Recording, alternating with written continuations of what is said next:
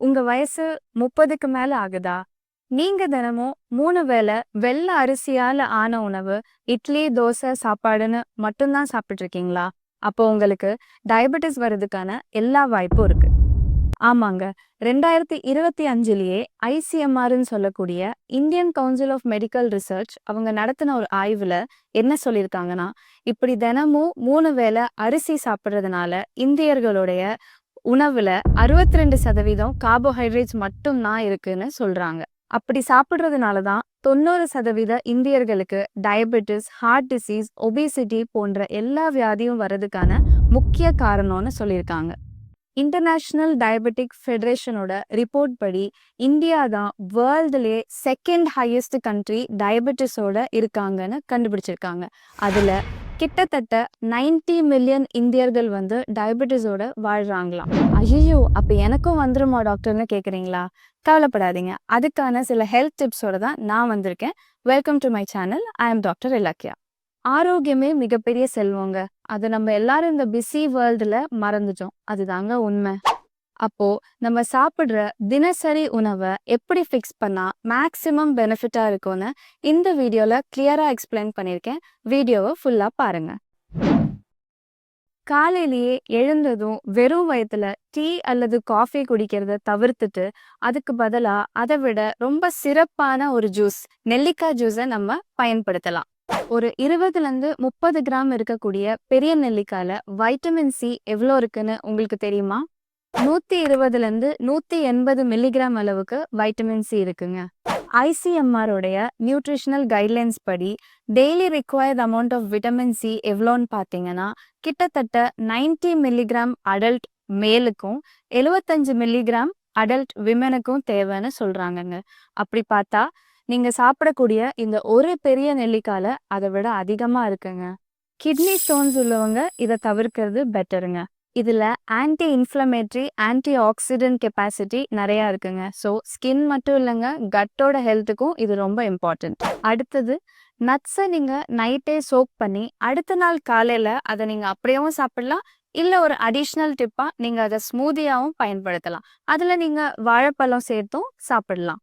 இந்த நட்ஸ்ல இருக்கக்கூடிய prebiotic fibre உங்க கட்ல இருக்கிற குட் பாக்டீரியாக்கு ஒரு உணவா போகுங்க. எப்படி ஒரு செடிக்கு தண்ணீர் ரொம்ப முக்கியமோ அது போல இந்த ப்ரீபயோட்டிக் ஃபைபர் உங்க கட் ஹெல்த்துக்கு ரொம்ப அவசியங்க. வால்நட்ஸ்ல போஃபான்னு சொல்லக்கூடிய பாலி அன்சாச்சுரேட்டட் ஃபேட்டி ஆசிட்ஸ் அதிகமா இருக்குங்க. Especially omega 3 alpha linolenic acid. இது கட்ல இருக்கிற இன்ஃப்ளமேஷனை குறைச்சு உங்களுக்கு டைஜஷன் ப்ராசஸை ஸ்மூத் அண்ட் ஈஸ் அவுட் பண்றதுக்கும் ஹெல்ப் பண்ணுது. பிரேக்ஃபாஸ்ட்டுக்கு ஹெல்தி ஆப்ஷன்ஸ் என்னன்னு பார்ப்போம் வாங்க. இருங்க, சாப்பிட்டுட்டு எங்க போறீங்க? வேலைக்கு தானே போறீங்க? ஐயோ, அதை வேற ஞாபகப்படுத்திட்டீங்களே டாக்டர்னு சொல்றீங்களா? அதை யோசிச்சாலே ஸ்ட்ரெஸ் ஆகுதுன்னு சொல்றீங்களா? அப்போ இந்த ஹாப்பி ஹார்மோன் காம்போவை நீங்க தாங்க ட்ரை பண்ணணும். நம்ம பிரெயின்ல செரட்டோனுங்கிற ஒரு ஹார்மோன் சுரக்கணுங்க. அதுக்கு டிரிப்டோஃபானுங்கிற அமினோ ஆசிட் தான் பேஸே. நீங்க 2 முட்டை சாப்பிட்டா அதுல அதிகமா இருக்கு. ஆனா இங்கதான் ஒரு பெரிய ட்விஸ்டே. இந்த டிரிப்டோஃபான் நம்ம பிரெயினுக்குள்ள போகணும்னா பிளட் பிரெயின் பேரியரை தாண்டி தான் போகணும். அப்படி போகும்போது இந்த முட்டையில இருக்கிற மத்த ஹெவி புரோட்டீன்ஸ் எல்லாம் ஒன்னோட ஒண்ணு சண்டை போட்டுட்டு வந்து நிக்குங்க. நம்ம லோக்கல் ஷேர் ஆட்டோல இடத்துக்காக அடிச்சு போலங்க, அது மாதிரிதான். இந்த பஞ்சாயத்தை தீர்த்து வைக்கிறதுக்கு தான் இப்போ டிரைவர் அண்ணா உள்ள வருவாரு. அது யாருன்னு தானே யோசிக்கிறீங்க? அதுதாங்க இந்த கொண்டக்கடலை சுண்டல். சுண்டல்ல இருக்கிற காம்ப்ளெக்ஸ் கார்ப்ஸ் நம்ம பாடியில இன்சுலினை ரொம்ப ஸ்லோவா ரிலீஸ் பண்ணுங்க.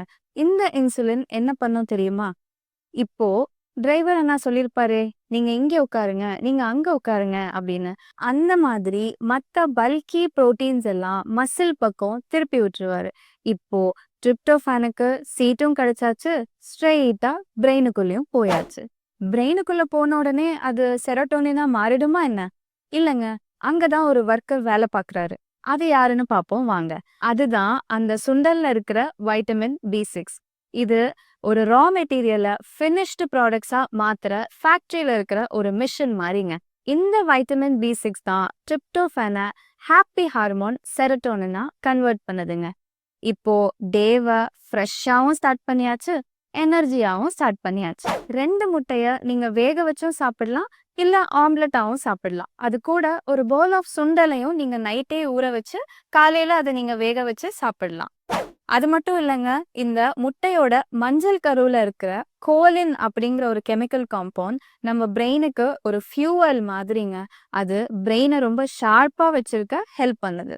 2 முட்டையில 12 கிராம் அளவுக்கு புரோட்டீன் இருக்குங்க.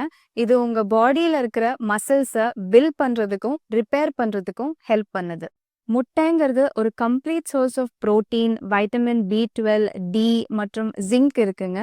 இது எலும்ப ரொம்ப ஸ்ட்ராங்கா வச்சிருக்கிறதுக்கும் ஹெல்ப் பண்ணுது. வேக வச்ச ஒரு 150 கிராம் ஆஃப் சுண்டல்ல என்னெல்லாம் பலன் இருக்குன்றத ஒரு இமேஜா குடுத்திருக்கேன். நீங்களே அத ஒரு நிமிஷம் பாஸ் பண்ணி பாருங்க. சுண்டல்ல பார்த்தீங்கன்னா, கிட்டத்தட்ட 36 தாங்க அதோடைய கிளைசெமிக் இண்டெக்ஸ் இருக்கு. ஸோ, இது பிளட்ல இன்சுலின ரொம்ப ஸ்லோவா ரிலீஸ் பண்ணுது. அதனால பாடிக்கு ஒரு எனர்ஜியும் குடுக்குது. அதனால தாங்க இத காம்ப்ளெக்ஸ் கார்ப்ஸ்ல வருதுன்னும் சொல்லியிருக்காங்க. அதே மாதிரி பச்சை பயிரையும் நீங்க வேக வச்சு சுண்டலா சாப்பிடலாங்க. அதுல இருக்கக்கூடிய பெக்டின் அப்படிங்கிற ஒரு காம்பவுண்ட் பாத்தீங்கன்னா, உங்களுக்கு கான்ஸ்டிபேஷன் வரத தடுக்குதுன்னு சொல்றாங்க. நீங்க இந்த மாதிரி சுண்டல ஊற வச்சு சாப்பிடுறதுனால அதுல இருக்கக்கூடிய ஃபைட்டிக் ஆசிட் தன்மை குறையுதுன்னு சொல்றாங்க. அதனால இது உங்க பாடியில புரோட்டீன் பயோ அவைலபிலிட்டிய அதிகமாக்குதுங்க. இதுல ஃபைபர் கண்டென்ட்டும் நிறைய இருக்கிறதுனால 2 to 3 ஹவர்ஸ் வரைக்குமே உங்களுக்கு ரொம்ப ஃபில்லிங்கா இருக்கும். ஸோ அதனால பெருசா பசியும் எடுக்காதுங்க. 10 நிமிஷம் நீங்க ஸ்பெண்ட் பண்ணாலே போதும். இது மாதிரி ஹெல்த்தியான டிஷ்ஷஸ உங்களால பண்ணி சாப்பிட முடியும். இத சிறியவங்கலேருந்து பெரியவங்க வரைக்கும் எல்லாருமே கண்டிப்பா சாப்பிடலாங்க. சிறிய மாற்றங்கள் தாங்க பெரிய ஹெல்த் பெனிஃபிட்ஸ்க்கு முதல் படி. என்னங்க பிரேக்ஃபாஸ்ட்டோட முடிச்சுட்டேன்னு பார்க்குறீங்களா? இது மட்டும் இல்லங்க. இனி இந்த சேனல்ல நெறையா இது போல ஹெல்த் டிப்ஸ் உங்களுக்காக வந்துட்டே தான் இருக்கும். அடுத்தடுத்து லஞ்ச், டின்னர் போன்ற நெறைய ஆப்ஷன்ஸ் வந்துட்டு தான் இருக்கும். இத நீங்க மிஸ் பண்ணாம இருக்கிறதுக்கு கண்டிப்பா இந்த சேனலுக்கு சப்ஸ்கிரைப் பண்ணுங்க, லைக் பண்ணுங்க, உங்க ஃப்ரெண்ட்ஸ் அண்ட் ரிலேட்டிவ்ஸ்க்கு கண்டிப்பா ஷேர் பண்ணுங்க. அவங்களும் இந்த மாதிரி ஹெல்த் டிப்ஸ பார்த்து தெரிஞ்சுக்கட்டும். ஏதாவது டவுட்ஸ் இருந்தா கண்டிப்பா கமெண்ட் பண்ணுங்க. நன்றி.